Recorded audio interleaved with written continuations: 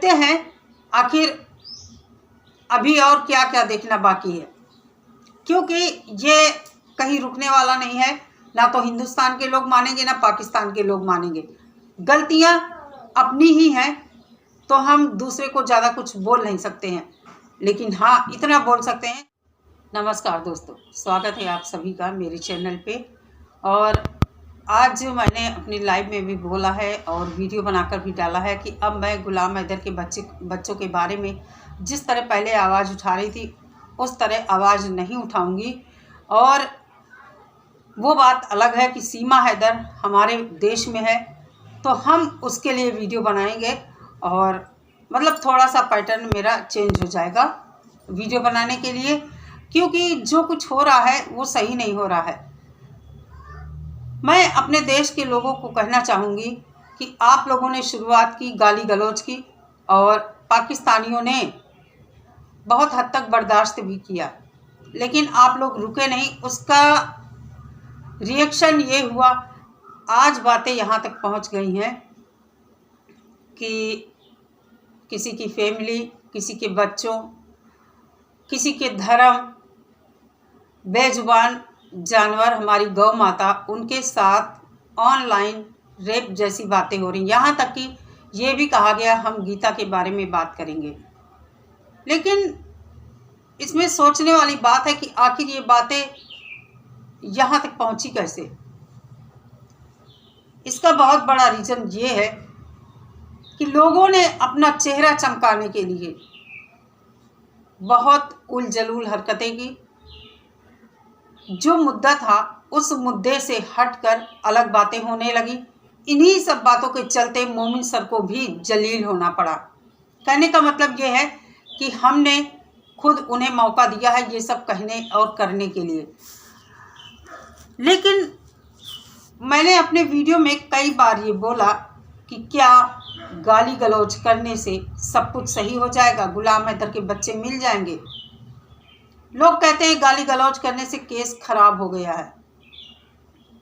Case तो जैसा था वैसा ही है, वैसा ही रहेगा। हाँ, दोनों देशों के लोगों की ये जो मानसिक स्थिति है, जो बोला जा रहा है, उस पर लोग बात कर रहे हैं। और कहीं ना कहीं गुलाम हैदर के काम में अभी वीज़ा नहीं मिला है, रुकावट हो सकती है।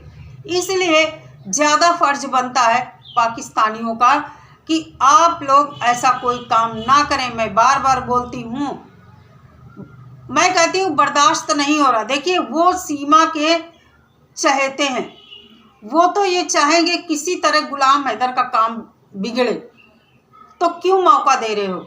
इग्नोर करो। जब उनको जवाब देना बंद कर दोगे तो वो घूम फिर कर फिर भारत के लोगों को ही गालियां देंगे, और यही करते हैं। आप लोग उनसे 10 कदम आगे बढ़कर धर्म पर चले गए, गीता पर चले गए।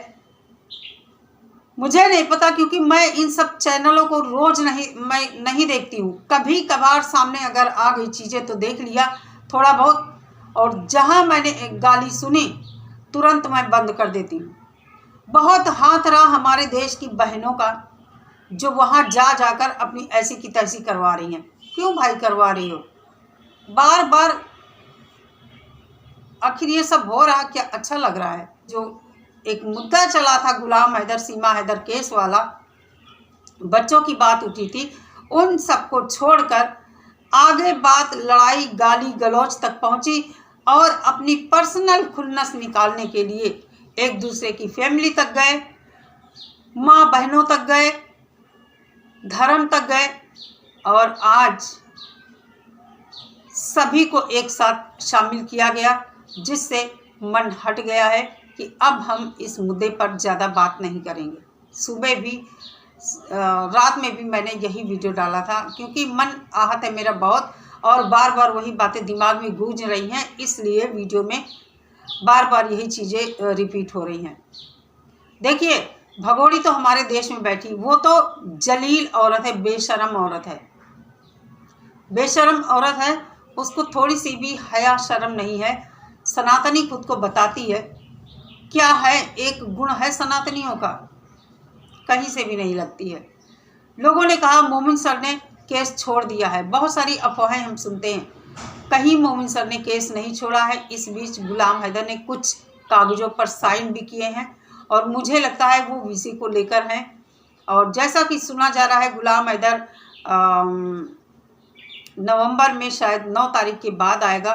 पता नहीं कितना सच है कितना झूठ है, मुझे नहीं पता है और मैं झूठ बोलूँगी भी नहीं, क्योंकि 1-2 बार मुझसे भी गलती हो गई है। किसी की बातों को सुनकर मैंने अपने चैनल से बताया और वो बात झूठ थी, फेक थी और उस वीडियो को लोग अभी भी आकर देखते हैं और कहते हैं, कुछ तो समझते हैं सही न्यूज़ है, लेकिन कुछ लोग लिख देते हैं फेक न्यूज़ है। तो मुझे रिप्लाई करना पड़ता है कि हाँ ये फेक न्यूज़ है।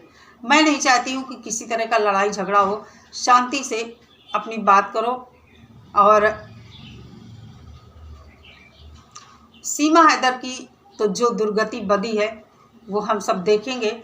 और अगर भारत सरकार ने इंटरनली अगर इसके कुछ चीज़ें एक्सेप्ट की हैं तो वो भी कुछ दिन में सामने आ जाएंगी। जैसा लोगों को लग रहा है इसकी शादी वैलिड हो गई है, इसका वीज़ा आ गया है, तो मुझे लगता है ऐसा कुछ नहीं है। जब ये सब हो जाएगा जब ये सब हो जाएगा तो ये लोग खुद ही बता देंगे। गलत तो हो ही रहा है कि लगभग 2 साल हो रहे हैं इतनी आवाज़ उठाई जा रही है, लेकिन इसको ना तो डिपोर्ट किया जा रहा है और ना ही इसको जेल में डाला जा रहा है। 4 बच्चों को देखकर इसको जमानत दी गई और जमानत होने के बाद ही इसके सुर पूरी तरह बदल गए। गुलाम हैदर की पत्नी से ये लप्पू की पत्नी बन गई, सनातनी बहू बन गई, हिंदू बेटी बन गई, सब कुछ इसका चेंज हो गया। बेल होते ही सब कुछ भगोड़ी का चेंज हो गया। तो हम ऐसा नहीं है, ये हमारे देश में बैठी है, हम इसके ऊपर बात करते रहेंगे। बाकी अपना मोमिन मलिक खुद ही देख रहे हैं सब कुछ। और हमारी गवर्नमेंट क्या कर रही है, गवर्नमेंट को देखना चाहिए। जो भी है हमारी गवर्नमेंट को देखना चाहिए कि इसने फर्जी आधार कार्ड बनवाए, बच्चों का धर्म परिवर्तन कोई कैसे करा सकता है और इसकी शादी कैसे हो गई है, फर्जी शादी है, क्या इसने तलाकनामा लगाया है, क्या कोई सबूत पेश किया है, कुछ भी इसके पास नहीं है।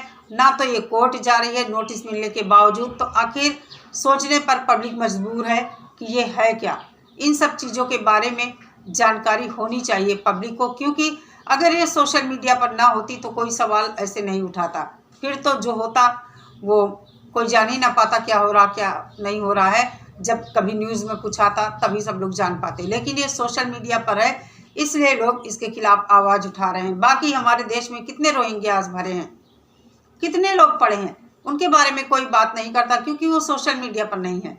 ये सोशल मीडिया पर नंगा नाच करती है, हिंदू मुस्लिम करती है, हिंदुस्तान पाकिस्तान करती है।